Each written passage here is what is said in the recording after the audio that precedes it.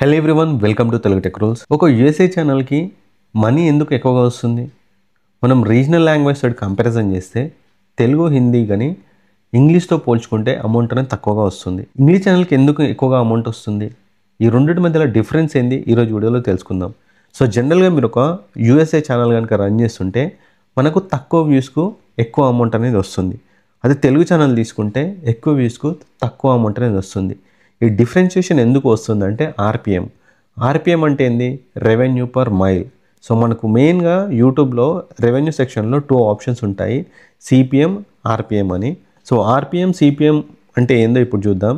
So revenue పైన click చేయండి. రెవెన్యూలో మీకు ఇక్కడ 2 ఆప్షన్స్ ఉన్నాయి. ఏదైనా ఒక వీడియోని తీసుకోండి. సో రెవెన్యూ సెక్షన్ ఓపెన్ చేస్తున్నాను. సో ఇక్కడ చూడండి, మనకు revenue per 1K views RPM అని ఉంది, 0.17. అదే ఇక్కడ రెవెన్యూ పర్ సిపిఎం 0.60. ఇక్కడ 60 ఉంది, ఇక్కడ 17 ఉంది.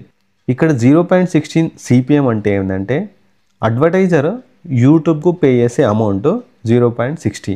అంటే 1K వ్యూస్కి ఒక అడ్వర్టైజరు యూట్యూబ్కి 0.60 అమౌంట్ను పే చేస్తాడు. ఆర్పిఎం అంటే revenue per mile. So YouTube మనకు 55% అమౌంట్ను మనకు పే చేస్తుంది కదా.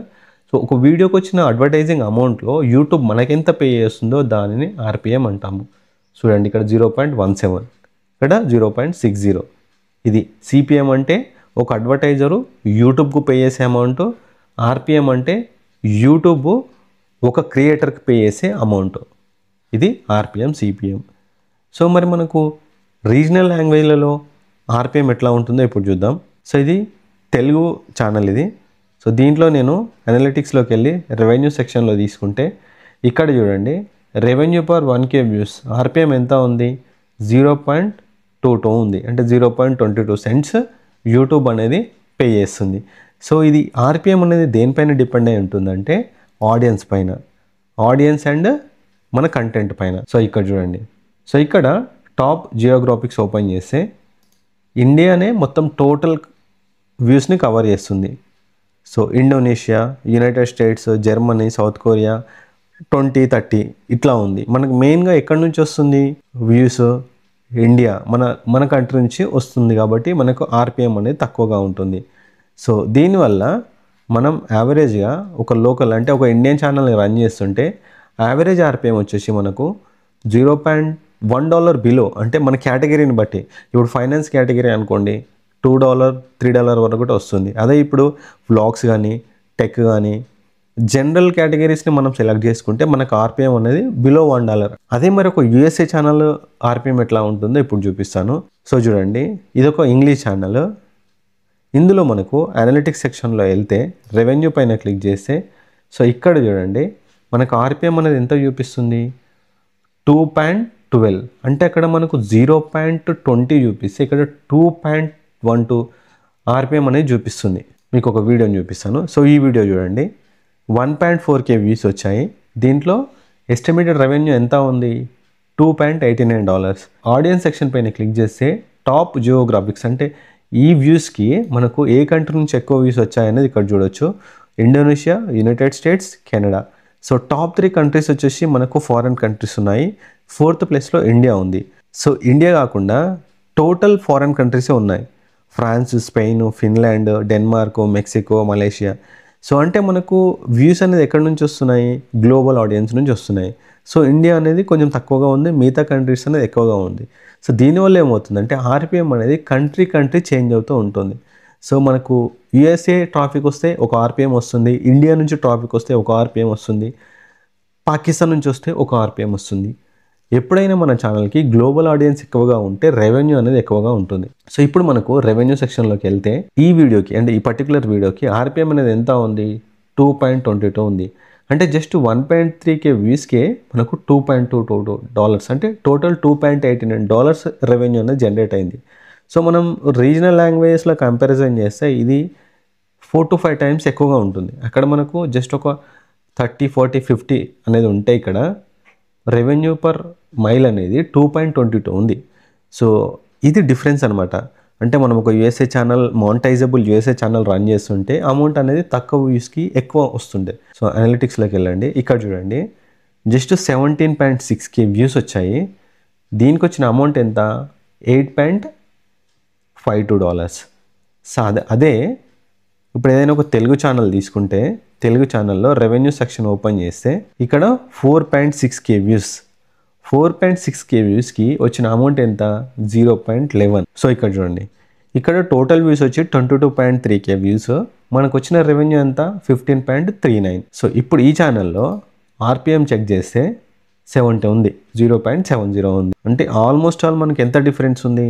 డబుల్ డిఫరెన్స్ ఉంది. సో ఈ విధంగా మనకు ఒక యూఎస్ఏ ఛానల్కి వ్యూస్ తక్కువగా ఉన్న అమౌంట్ ఎందుకు ఎక్కువగా వస్తుందంటే ఆర్పిఎం రేట్స్లో తేడా ఉంటుంది. మీరు ఆడియన్స్ తీసుకుంటే మనకు మెయిన్గా ఇంగ్లీష్ ఛానల్స్లలో గ్లోబల్ ఆడియన్స్ ఎక్కువగా ఉంటారు. ఈ రీజన్ వల్లనే మెయిన్గా మనకు ఇంగ్లీష్ ఛానల్స్లలో ఆటో డబ్బింగ్ అనే ఆప్షన్ ఎనేబుల్ అవుతుంది. అంటే ఒక ఇంగ్లీష్ వీడియోని యూట్యూబ్ అనేది రీజనల్ లాంగ్వేజ్లోకి ఎక్కువగా పుష్ చేస్తూ ఉంటుంది. సో రీసెంట్గా వాళ్ళు ఆటో డబ్బింగ్ అనే ఆప్షన్ తీసుకొచ్చారు. ఆటో డబ్బింగ్ అనే ఆప్షన్ నుంచి మనం ఏ లాంగ్వేజ్లో అయితే వీడియోని అప్లోడ్ చేస్తామో వేరే లాంగ్వేజ్లోకి యూట్యూబ్ ఆటోమేటిక్గా డబ్ చేసేసి చూపిస్తుంది. కొన్ని వీడియోస్కి ఆర్పిఎం అనేది చాలా ఎక్కువగా ఉంటుంది.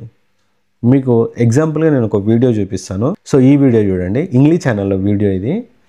ఇక్కడ చూడండి, రెవెన్యూ పర్ 1K వ్యూస్ ఎంత ఉంది? ఆర్పిఎం 19.23. అంటే ఆల్మోస్ట్ ఒక 1000 వ్యూస్ కనుక వస్తే ఈ వీడియోస్కి $20 వస్తాయి. 19.23. అసలు ఆర్పిఎం అనేది మనకు ఇంగ్లీష్ ఛానల్లో చాలా ఎక్కువగా వస్తుంది కొన్ని వీడియోస్కి. సో మోస్ట్లీ మనకు తెలుగులో హైయెస్ట్ ఆర్పిఎం వస్తే $2, $3 కంటే ఎక్కువ అయితే రాదు జనరల్ కేటగిరీలో. కానీ మీకు ఇంగ్లీష్ ఛానల్లో మన కంటెంట్ బాగుంది, ఆడియన్స్కి ఎక్కువగా రీచ్ అవుతుంది అనుకున్నప్పుడు చాలా ఎక్కువ రెవెన్యూ వస్తుంది. సో ఇక్కడ చూడండి, మనకు సిపిఎం ఎంత ఉంది? ఆల్మోస్ట్ ఆల్ $30 ఉంది. సో ఈ విధంగా మనకు యూట్యూబ్ అనేది ఆర్పిఎంని బేస్ చేసుకొని, ఆడియన్స్ని బేస్ చేసుకొని, కేటగిరీని బేస్ చేసుకొని అమౌంట్ అనేది షేర్ చేస్తుంది. సో మీరు ఒక యూట్యూబ్లో ఒక యూఎస్ఏ ఛానల్ కనుక రన్ చేయాలంటే మీకు ఐకార్డ్లో ఒక వీడియో ఉంటుంది, ఆ వీడియో చూడండి. మీరు ఒక ఇంగ్లీష్ ఛానల్ని రన్ చేయొచ్చు, బట్ ఏంటంటే మనకు తెలుగులో వచ్చినంత ఎక్కువ రీచ్ అయితే ఉండదు.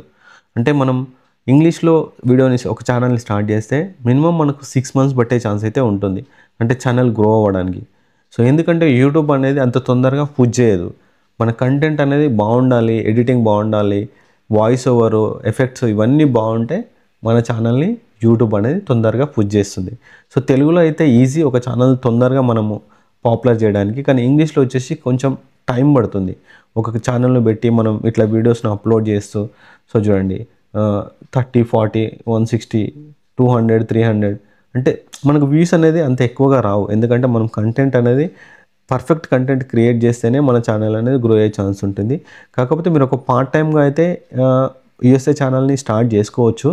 మొత్తం అదే మెయిన్ ఛానల్ కాకుండా మీరు మెయిన్ ఛానల్ పెట్టుకొని ఇంకొకటి అడిషనల్గా ఒక యూఎస్ఏ ఛానల్ అయితే రన్ చేయొచ్చు. మీకు యూఎస్ఏ ఛానల్ ఎట్లా స్టార్ట్ చేయాలి, యూఎస్ఏ ఛానల్కి సంబంధించిన ఏమైనా డౌట్స్ ఉంటే కామెంట్ చేయండి, దానికి సంబంధించి నేను క్లియర్గా ఎక్స్ప్లెయిన్ చేస్తాను. ఎందుకంటే నేను అడిషనల్గా ఒక యూఎస్ఏ ఛానల్ అయితే రన్ చేస్తున్నాను. మెయిన్ ఛానల్ తెలుగులో ఉంది, Telugu tech channel, AI channel.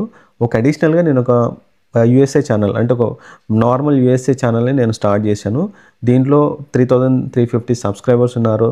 మనం యూఎస్ఏ ఛానల్ మీద ఎక్కువ టైం స్పెండ్ చేసేసి ఎక్కువ వీడియోస్ అప్లోడ్ చేస్తే ఇంకా ఎక్కువ మనీ వచ్చే ఛాన్స్ కూడా ఉంటుంది.